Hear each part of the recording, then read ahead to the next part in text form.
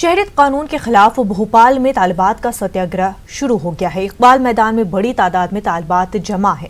तालिबात ने शहरियत कानून को इम्तियाज बरतने वाला बताया। एहतजाज उनका कहना है कि जब तक सीएए का कानून वापस नहीं लिया जाता तब तक उनका एहतजाज जारी रहेगा।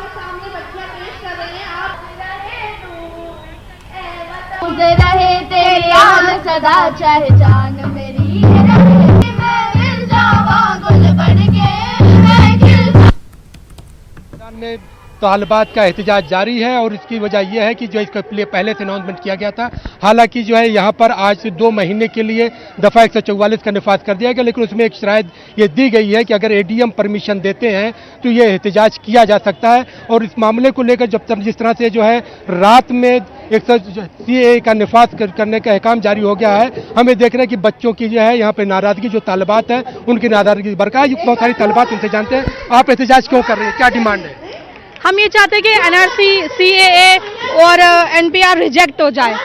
जब आप बाहर के लोगों को सिटीजनशिप दे सकते हैं तो ये तो आपके घर वाले, आप इनको क्यों नहीं देना चाहते सिटीजनशिप?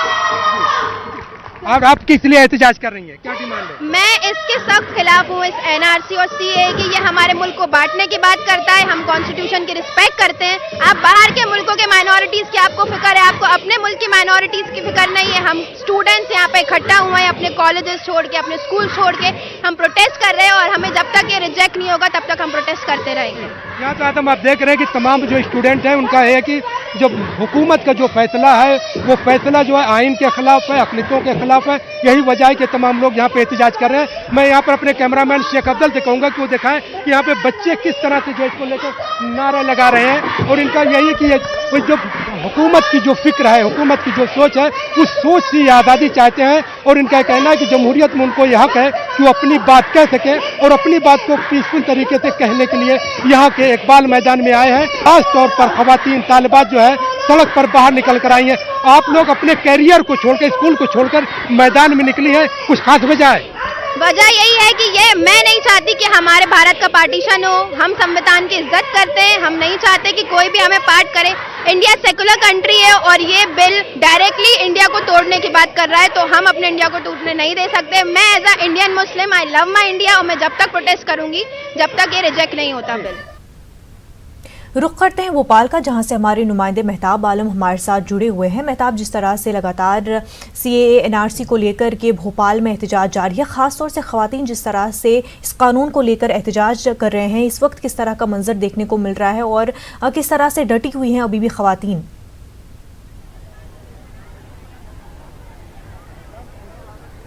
हाँ मुन्ना, मैं बता दें कि भोपाल के इकबाल मैदान में तारीखी एक जो है आज दिन था कि यहाँ पर वो खवातीन जो अपने घरों से आम दिनों में भी नहीं निकलती हैं, ज़रूरियात ज़िंदगी के लिए भी नहीं निकलती हैं, लेकिन सीएए, एनआरसी और एनपीआर के खिलाफ आज उन्होंने अपनी आवाज़ को बुलंद किया। शाहीन बाग का मामला हो या फिर जेएनयू की तशद्दुद का मामला हो, जामिया का मामला हो, अलीगढ़ का मामला हो या हिंदुस्तान के मुख्तलिफ शहरों में जो पुलिस के मजालिम है उन सबको लेकर जो है यहाँ पे एहतजाज किया गया। मैं अफजल से कहूँगा कुछ दिखाएं कि किस तरह के यहाँ पे मंजर दिखाई दे रहा है। और यहाँ पे जो खवातीन है, खवातीन के अलावा मर्द भी बड़ी तादाद में, हज़ारों की तादाद में यहाँ पे लोग मौजूद हैं। और यहाँ पर तमाम लोगों की नाराजगी इस बात की है कि जो बेसिक इश्यूज हिंदुस्तान के हैं उस इश्यूज को छोड़कर हुकूमत उन चीज़ों पे काम कर रही है जिसको हिंदुस्तान की ज़रूरत नहीं है। बल्कि अगर एक आ जाए कि आसाम का जो सबक था, आसाम के सबक से भी कुछ सीखने की जो है मरकजी हुकूमत ने कोशिश नहीं की। यहाँ पर हमारे साथ भोपाल सेंट्रल के एमएलए आरिफ मसूद साहब और बड़ी तादाद में खवातीन मौजूद है। आइए उनसे जानते हैं कि आरिफ साहब जो है आज खवातीन के कॉल देने की जरूरत क्यों पड़ी?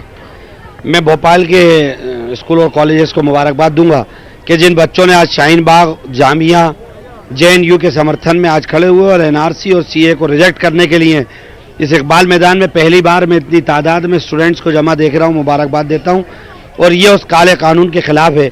मैं समझता हूँ कि सरकार को अब भी समझ लेना चाहिए और अपनी गलती को मानकर इसमें अमेंडमेंट कर लेना चाहिए। लेकिन हमें तो देख रहे हैं कि रात में कानून के निफाज करने का ऑर्डर हो चुका, हम उसको मान ही नहीं रहे। हम तो कह रहे हैं कि गांधीवादी तरीके से हमने इसको रिजेक्ट किया हुआ है और इस काले कानून के खिलाफ कल भी थे, आज भी है। और ये इकबाल मैदान पे रात में आदेश के बाद ही लोग जमा हुए हैं और ये सब स्टूडेंट्स हैं। इन सबको मालूम है कि इन्होंने कानून बना दिया और हम इस कानून को नकार रहे हैं। जी, आप किस लिए आई हैं?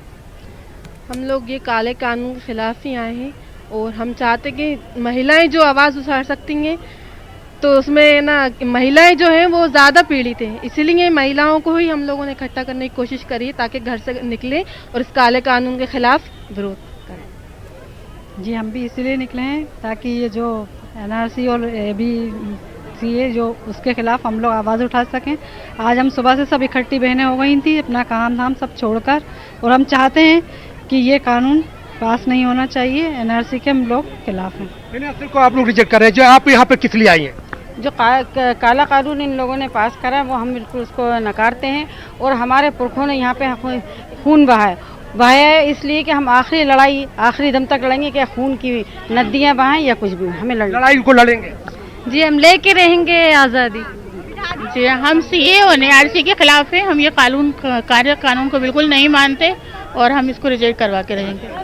हमें आज़ादी चाहिए यहाँ की, ताकि है ना क्या कहते हैं हम यहाँ रह सकें। हम भोपाल के हैं, यहीं की हैं और हमें यहीं रहना है। ये जो कानून बनाया गया है ये गलत है और हम यहाँ सब IPS के साथ हैं।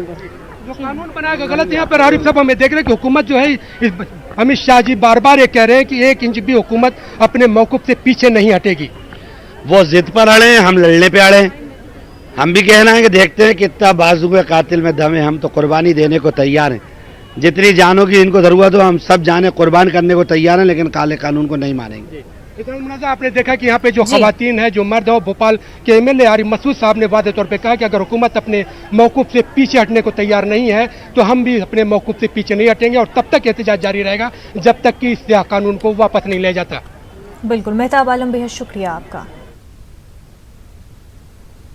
आगे बढ़ते हैं। वज़ीर-ए-आज़म नरेंद्र मोदी को कोलकाता पहुंच गए हैं। वज़ीर-ए-आज़म का एयरपोर्ट पर बीजेपी के लीडरों ने इस्तकबाल किया। वज़ीर-ए-आज़म 2 दिनों के दौरे पर कोलकाता पहुंचे हैं। इस दौरे में वज़ीर-ए-आज़म नरेंद्र मोदी मग़रिबी बंगाल की वज़ीर आला ममता बनर्जी से भी मिलेंगे। हालांकि वज़ीर-ए-आज़म के इस दौरे की बायाबाजों की जमातों के साथ साथ कई समाजी तंजीमें भी उनके इस दौरे की मुखालफत कर रहे हैं। ये मुखालफत शहरी तरमीमी कानून की मुखालफत में है। हमारी नुमाइंदा कोलकाता से शबाना आज़मी इस वक्त हमारे साथ जुड़ चुकी है। शबाना, आपसे जानना चाहेंगे, जिस तरह से वज़ीर-ए-आज़म का दौरा कोलकाता का हुआ है लेकिन काफ़ी मुखालफत इस दौरे की हो रही है। बिल्कुल मुनज़्ज़ा, आप देखें कि जिस तरह अभी वज़ीर-ए-आज़म ने कोलकाता एयरपोर्ट पर जो है वो उतरे हैं और उनको रिसीव किया है गवर्नर ने, रियासती वजीर और कोलकाता कॉरपोरेशन के मेयर फिरहाद हकीम ने, साथ ही बीजेपी के बड़े नेता जिनमें मुकुल राय, दिलीप घोष, राहुल सिन्हा भी शामिल हैं, वो एयरपोर्ट पे मौजूद थे। लेकिन उसके साथ साथ आप एक दूसरी तस्वीर भी देखें कि आज कोलकाता बिल्कुल एहतजाज का मरकज बना रहा है। सुबह से ही यहाँ रैलियां निकाली जा रही हैं और खासकर जो कोलकाता का धर्मतला का इलाका है वो बिल्कुल काफी मुतासिर हुआ है। यहाँ सिक्योरिटी फोर्स जो है वो काफी दी गई थी और भी इसमें इजाफा किया गया है। वज़ीर-ए-आज़म एयरपोर्ट से बजरिया हेलीकॉप्टर वो रेस कोर्स में उतरेंगे, तो एयरपोर्ट से हेलीकॉप्टर के जरिए रेस कोर्स और रेस कोर्स से वो राजभवन जाएंगे। तो पूरे इलाके की जो है वो घेराबंदी की गई है और कोई भी ऐसा शख्स जो मुश्तबा हो उसे वहाँ जाने की इजाजत नहीं दी जा रही है।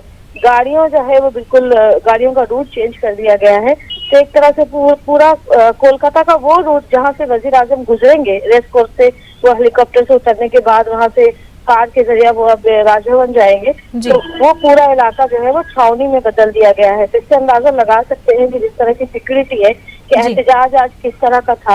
हालांकि राजभवन के सामने भी कांग्रेस की तरफ से कहा गया है कि वो सिया झंडा दिखाया जाएगा, लेकिन उन्हें पुलिस की परमिशन मिलेगी या नहीं ये कहना मुश्किल है। पूरा इलाका जो है वो छावनी में बदल दिया गया है और अभी भी धर्मतला के इलाके में जो है वो बिल्कुल एहतजाज हो रहे हैं। जितनी भी रैलियां हैं वो वहीं पर आ रही हैं और ये पूरा इलाका जो है वो बिल्कुल मुतासिर हुआ है। ट्रैफिक निजाम बिल्कुल मुतासिर है। अभी भी सिक्योरिटी में जो है वो जैसे ही वज़ीर-ए-आज़म का तैयारा जो है वो एयरपोर्ट पर उतरा, धर्मतला इलाके में सिक्योरिटी और भी ज्यादा बढ़ा दी गई है।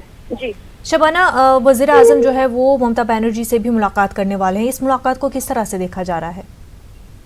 देखिए, जिस तरह से वज़ीर-ए-आज़म और वज़ीर आला की मुलाकात होने वाली है और जिस तरह से तृणमूल लीडरान की तरफ से कहा जा रहा है कि ये एक रस्मी मुलाकात है और क्योंकि वज़ीर आला जो है वो शहर में है तो ऐसे में जो है वज़ीर-ए-आज़म के साथ उनकी मुलाकात जो है वो बिल्कुल ऑफिशियली है। लेकिन जिस तरह से सियासी तौर पर या समाजी तौर पर समाजी तंजीमें या सियासी वो तंजीमें जो सीए और एनआरसी की मुखालफत कर रही हैं, वो उनकी तरफ से एहतजाज किया जा रहा है, तो उनकी तरफ से ये बयान जो है वो बयानबाजी का सिलसिला शुरू हो चुका है और एक नई बहस शुरू हो चुकी है कि अगर वजीर आला ममता बनर्जी खुद एनआरसी और सीए की मुखालफत कर रही हैं, रास्ते पर उतर रही हैं, रैलियां कर रही हैं, और एक तरफ जहां लोग आज वजीर आजम के दौरे की मुखालफत कर रहे थे, गो बैक का नारा लगा रहे थे, तो उस कतार में क्यों नहीं वजीर आला ममता बनर्जी खड़ी नजर आई और उन्होंने क्यों अपना एहतजाज दर्ज नहीं कराया कि वो सीए और एनआरसी की मुखालफत के बाद जो है वो वजीर आजम से मुलाकात नहीं करेंगी, इस तरह से क्यों नहीं किया गया। तो ऐसी कई बातें हैं जो समाजी और सियासी तंजीमें जो सीए और एनआरसी की मुखालफत कर रही हैं उनकी तरफ से कहा जा रहा है। बहरहाल जब ये मुलाकात होगी और उसके बाद जब मीडिया के सामने वजीर आला ममता बनर्जी क्या कुछ कहती हैं वो देखना अहम होगा। साथ ही साथ कुछ तंजीमों ने ये भी उम्मीद जताई है कि जिस तरह से ममता बनर्जी एजिटेशन कर रही हैं, रैलियां कर रही हैं सीए और एनआरसी के खिलाफ, तो ऐसे में वजीर आजम के साथ अगर उनकी मुलाकात होती है तो वो इसके खिलाफ जो है वो इस ताल्लुक से लोगों के जो जज्बात है उनकी खुद वजीर आला ममता बनर्जी और तृणमूल कांग्रेस अगर इस मुद्दे को लेकर रास्ते में है तो वो भी इस फीलिंग को जो है वो वजीर आजम के सामने रखने में कामयाब होंगी। लेकिन क्या कुछ होगा मुलाकात में और क्या कुछ बातें जो है वो मीडिया को बताई जाएंगी वो देखना अहम होगा। शबाना, जिस तरह से पिछले कुछ दिनों में हमने देखा कि ममता बनर्जी जो है उनका स्टैंड जो है कहीं ना कहीं कमज़ोर होता हुआ हमने देखा, सीए के मामले में वो खुले तौर पर एहतजाज करती हुई दिखाई दे रही थी, लेकिन फिर मीटिंग होनी थी, कांग्रेस ने मीटिंग बुलाई थी जिसमें लेफ्ट पार्टीज भी शामिल थी, लेकिन उन्होंने साफ तौर पर बायकॉट कर दिया। ऐसे में कहीं ना कहीं अपना स्टैंड क्या कहीं पर खो रही है ममता बनर्जी, या उसको जानबूझ के, या क्योंकि लेफ्ट और कांग्रेस खुले तौर पर आ रहे हैं उनसे अलग रहने के लिए वो स्टैंड कहीं ना कहीं वो ड्रॉप कर रही हैं, और अब इस मुलाकात में भी, या इस मुलाकात में ये हो सकता है कि वो इस मुद्दे को उठाएं?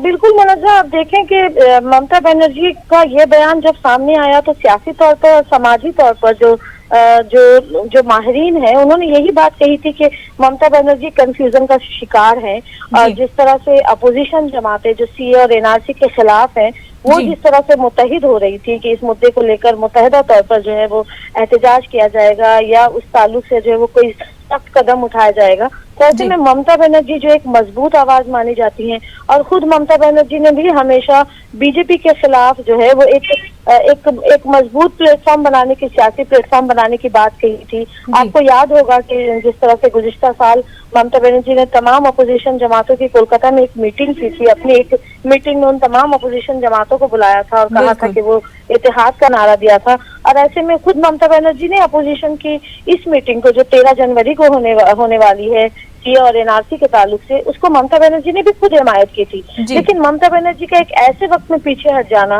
जब अपोजिशन जमातें मुत्तहिद हो रही हैं, तो ऐसे में समझ में यही आता है और सामने यही बात खुलकर सामने आती है कि जिस तरह से नेशनल लेवल पर जो इत्तेहाद की बात की जा रही है, तो ममता बनर्जी को शायद कहीं ये लग रहा होगा कि मकामी सतह पर, रियासती सतह पर उनको इस इत्तेहाद का खमियाजा न भुगतना पड़े, और इस इत्तेहाद के चक्कर में कांग्रेस और लेफ्ट, जो बंगाल में कांग्रेस का आप देखें कि लेफ्ट का एक लंबा जो है वो दौर रहा है, तो कांग्रेस और लेफ्ट भले ही कमजोर हुई हूँ, लेकिन इस मुद्दे पर अगर इत्तेहाद होता है और मुत्तहिदा तौर पर जो है वो आवाम के सामने जाने की बात की जाती है, तो कहीं उन्हें बंगाल में अपनी सियासी जमीन को मजबूत बनाने का मौका ना मिले। तो ये कुछ ऐसी बातें हैं जिसको सामने रखकर ममता बनर्जी ने अकेला चलो का नारा लगाया है। लेकिन सवाल ये, इसके साथ साथ ये भी एक अहम बात है कि जब इस अहम मुद्दे पर जब लोगों की निगाहें ममता बनर्जी की तरफ है, एक बड़ी आबादी जो है वो बंगाल की एक ऐसी है जो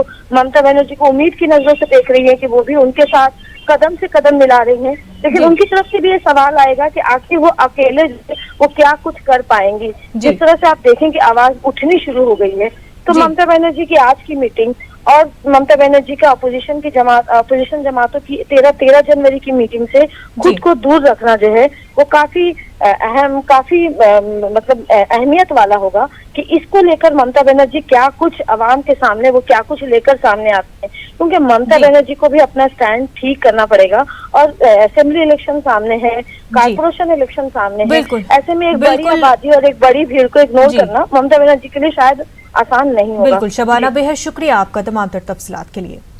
नाज़रीन, इस वक्त एक बड़ी खबर अलीगढ़ से सामने आ रही है। आपको बता दें कि अलीगढ़ से ये बड़ी खबर है। AMU के vice chancellor professor Tariq Mansoor ने खत लिखा है। वजारत दाखिला, वजारत फरोग़ इंसानी और वसाइल और यूपी के चीफ सेक्रेटरी समेत दीगर को खत लिखा गया है। समाज दुश्मन अनासिर से अपनी जान को खतरा बताया गया है। इस खत में शरपसंद अनासिर पर कैंपस का माहौल खराब करने का इल्जाम लगाया है। AMU के vice chancellor professor Tariq Mansoor ने VC के साथ DM, SSP और रजिस्ट्रार की मीटिंग होगी। आज शाम को ये मीटिंग होगी। VC ऑफिस और एडमिनिस्ट्रेटिव ब्लॉक में सिक्योरिटी बढ़ाई गई है।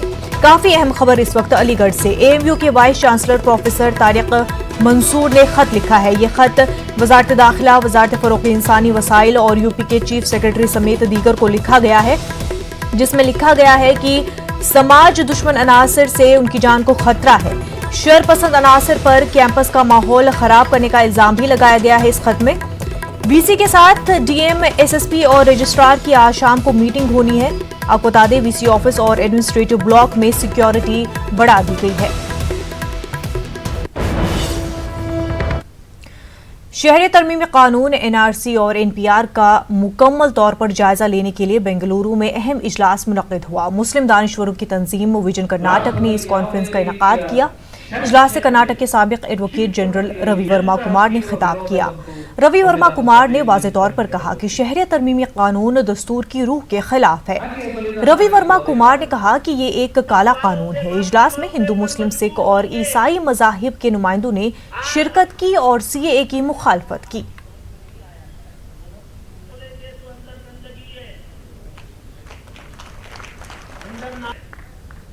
ಬಂದಿರುವಂತಹ ಈ ಕಾನೂನು ಒಂದು ಕರಾಳ ಕಾನೂನು. ಇದರಿಂದ ದೇಶಕ್ಕೆ ಬಹಳ ದೊಡ್ಡ ಹಾನಿ ಇದೆ. ಎಲ್ಲದಕ್ಕಿಂತಲೂ ಮುಖ್ಯವಾಗಿ ಸಂವಿಧಾನದ ಎಲ್ಲ ಆಶಯಗಳಿಗೆ ವಿರುದ್ಧವಾಗಿದೆ. ಸಂವಿಧಾನಕ್ಕೆ ಧಕ್ಕೆ ತರುವಂತಹ ಒಂದು ಕಾನೂನಿದು.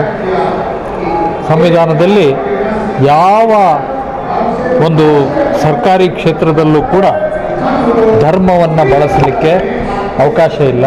मुख्तलिफ बिरादरियों को मैदान में आना है और थक हारना नहीं है। जब तक ये कानून वापस ना ले या इसमें तरमीम ना करे या इसकी बुनियाद इंसानियत पर न रखे, हमें थकना नहीं चाहिए, बैठना नहीं चाहिए। हमें हिंदुस्तान प्यारा है, उसका दस्तूर प्यारा है, उसकी तहजीब प्यारी है। सेंसस के आड़ में NPR बोल के वो ये अभी जो है सेंसस के आड़ में NPR कर रहे हैं। वो ऐसा क्यों करना चाह रहे हैं? जो है खुला करे और जो है ट्रांसपेरेंसी मेंटेन करे गवर्नमेंट। और सबसे बेहतर ये है कि CAA विड्रॉ करे इमीडिएटली। वो विजन कर्नाटका ने इस मीटिंग को ऑर्गेनाइज किया है। हम ये बताना चाहते हैं कि धरनों में जाकर हम किस लिए धरना दे रहे हैं और CAA क्या है और NRC क्या है, ये चीज़ बताने के लिए हम लोगों ने ये प्रोग्राम ऑर्गेनाइज किया है। और यही विजन कर्नाटका का डिमांड है हमारी मरकज़ी हुकूमत पर, और हम इस बारे में रेजोल्यूशन पास करके गवर्नर को देंगे या यहाँ के DC को देकर हमारे सदर हिंद तक पहुँचाने की पूरी कोशिश की जाएगी। इस वक्त एक और अहम खबर, चुंगी गेट से बाबे सैयद तक जंजीर मार्च किया गया। इस दौरान आजादी के भी नारे लगाए गए। मुजाहिरे के जरिए NRC की मुखालफत की गई। तलबा और तालिबात ने अपने गले और हाथ में जंजीर डालकर मुजाहिरा किया। AMU तलबा का जंजीर मार्च के जरिए एहतजाज हुआ है। चुंगी गेट से बाबे सैयद तक जंजीर मार्च किया गया। इस दौरान आजादी के भी नारे लगाए गए। मुजाहिरे के जरिए NRC की मुखालफत की गई। तलबा और तालिबात ने अपने गले और हाथ में जंजीर डालकर मुजाहिरा किया।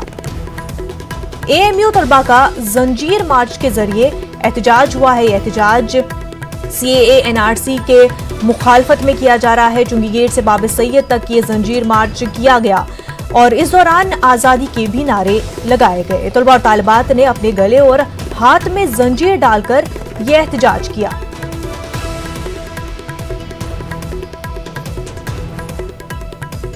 AMU में तलबा का जंजीर मार्च, इस दौरान आज़ादी के भी नारे लगाए गए। मुजाहिरे के जरिए NRC की मुखालफत की गई। तलबा और तालिबात ने अपने गले और हाथों में जंजीर डालकर मुजाहिरा किया। आप अपने टीवी स्क्रीन पर तस्वीर देख सकते हैं कि किस तरह से बराह रास्त तस्वीरें आप देख रहे हैं, जहां पर तलबा और तालिबात ने अपने हाथों में, अपने गले में जंजीर डाली हुई है, मुजाहिरा कर रहे हैं। एनआरसी सीएए के खिलाफ ये एहतजाज है। इस दौरान आज़ादी के भी नारे लगाए जा रहे हैं। आज़ादी एनआरसी सीएए को लेकर के आप देख सकते हैं कि किस तरह से एएमयू में तलबा जो है वो इस कानून को लेकर के, एनआरसी एनपीआर सीएए को लेकर के एहतजाज कर रहे हैं। जंजीर अपने हाथों में, गले में डालकर ये मुजाहिरा किया जा रहा है।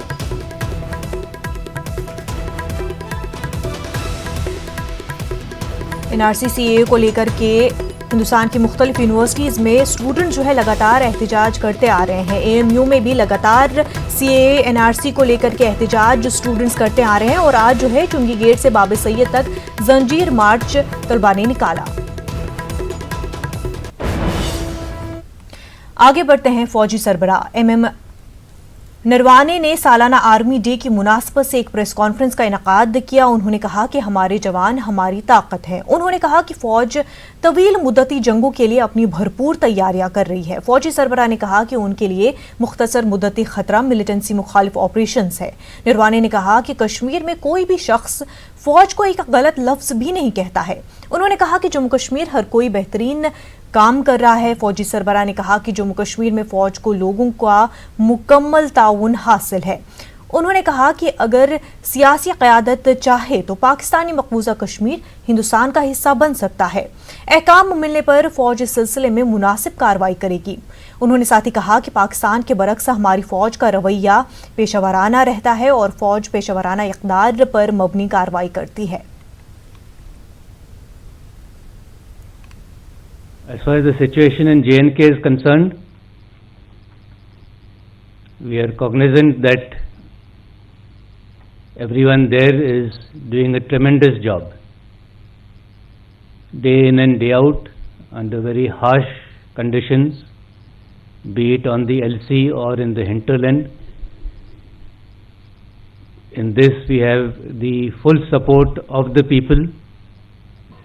They have been very cooperative and they don't really have a harsh word to say about the army.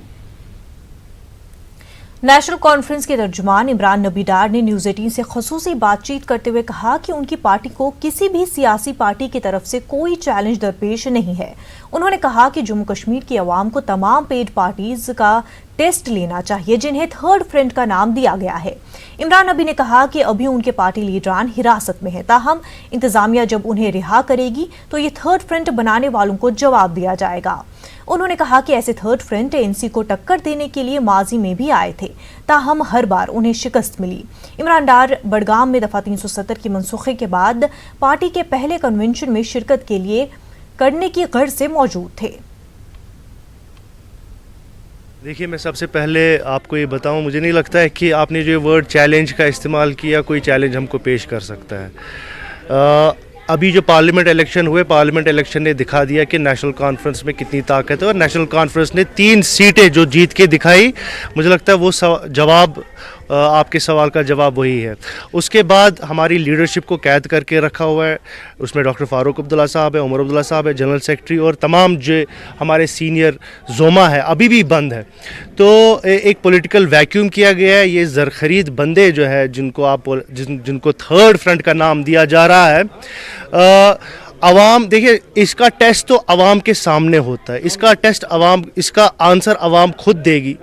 जब आप रेस्ट्रिक्शंस उठाएंगे, जब गवर्नमेंट ऑफ इंडिया यहाँ रेस्ट्रिक्शंस उठाएगी, तब जो है आपके इस सवाल का जवाब मिलेगा। लेकिन मैं जो आपको एक पेशन गोई करता हूँ कि जैसे अभी तक कश्मीर में बहुत सारे ऐसे थर्ड फ्रंट या जिनको आप कोई भी फ्रंट का नाम दे ऐसे आए, इससे पहले भी बहुत सारे फ्रंट दावा करते थे कि हम नेशनल कॉन्फ्रेंस को हटा देंगे। जो पार्लियामेंट इलेक्शन में उनको समझ आ गया कि उनकी पोजीशन कहाँ पर है। इंशाल्लाह ऐसे फ्रंट को, इनको भी अपना जो है अपनी पोजीशन सीधे सामने नज़र आएगी जब हमारी लीडरशिप को जो है रिहा किया जाएगा। वज़ीर दाखिला अमित शाह ने आज गांधीनगर में गुजरात पुलिस के साइबर प्रोजेक्ट का इफ्तिताह किया। इस मौके पर उन्होंने शहरियत कानून के ताल्लुक से अपनी बात रखी। उन्होंने कहा, शहरियत कानून के हवाले से गलत बयानी की जा रही है और लोगों को गुमराह किया जा रहा है। गुजरातनी પણ આવી ઘટનાઓ हज 2020 के लिए कर्नाटक के आज़मीन हज का इंतखाब अमल में आया। रियासत के वज़ीर आला BS येदियुरप्पा ने हज के ऑनलाइन क़ुरा का इफ्तिताह किया है। वज़ीर आला ने हज भवन में ऑडिटोरियम और मस्जिद की तामीर के लिए 5 करोड़ फराहम करने का ऐलान किया। कर्नाटक हज कमेटी के चेयरमैन आर रोशन बेग ने कहा कि गुलबर्गा से हज के लिए रास्त परवाजें शुरू करने की ज़रूरत है। इस सिलसिले में वज़ीर आला येदियुरप्पा पहल करें। गुज़िश्ता सालों के मुकाबले इस साल कर्नाटक रियासती हज कमेटी को काफ़ी कम दरख्वास्तें मौसूल हुई हैं। इस पूरे मामले पर न्यूज़ 18 उर्दू ने रोशन बेग से खास बातचीत की। की तकरीब के साथ रियासत कर्नाटक में सफ़र हज 2020 की तैयारियों का आगाज़ हो चुका है। इस वक्त कर्नाटक रियासती हज कमेटी के चेयरमैन आर रोशन बेग साहब हमारे साथ मौजूद हैं। फरमाइए सर के किस तरह की तैयारियां शुरू हो चुकी हैं? अभी आपने देखा कि हमारी रियासत कर्नाटका के वज़ीर आला जनाब येदियुरप्पा साहब ने आके ये खुरा अंदाज़ी का 2020 खुरा अंदाज़ी का आगाज़ किया है। आज इस जलसे में मैंने वज़ीर आला से दरख्वास्त की कि हमको साथ दिल्ली ले जाएं और मरकज़ी हवाई जहाज़ के वज़ीर जनाब पुरी साहब जो सिविल एविएशन मिनिस्टर हैं उनसे मुलाकात कराएं और ये डिमांड रखें कि चूँकि कलबुर्गी शहर में जो पहले गुलबर्गा कहलाया जाता था, गुलबर्गा शरीफ, वहाँ से एयरपोर्ट का इफ्तिताह हो चुका है। कमर्शियल फ़्लाइट बेंगलोर से कलबुर्गी डेली जा रही है। तो हमारी गुजारिश अभी येदियुरप्पा से यही थी और मरकज़ी हुकूमत से भी कि डायरेक्ट फ़्लाइट मक्का मदीना जाने वाले, सऊदी अरब की उस सरज़मीन, मुक़द्दस सरज़मीन को जाने वाले, गुलबर्गा डिस्ट्रिक्ट के, रायचूर के, बीदर के, यादगीर के, ये 4 ज़िले के अज़ला के जो हुज्जाज इकराम वहाँ जाके हैदराबाद जाते हैं, 48 घंटे पहले जाना। बुलेटिन में फिलहाल इतना ही। आदाब।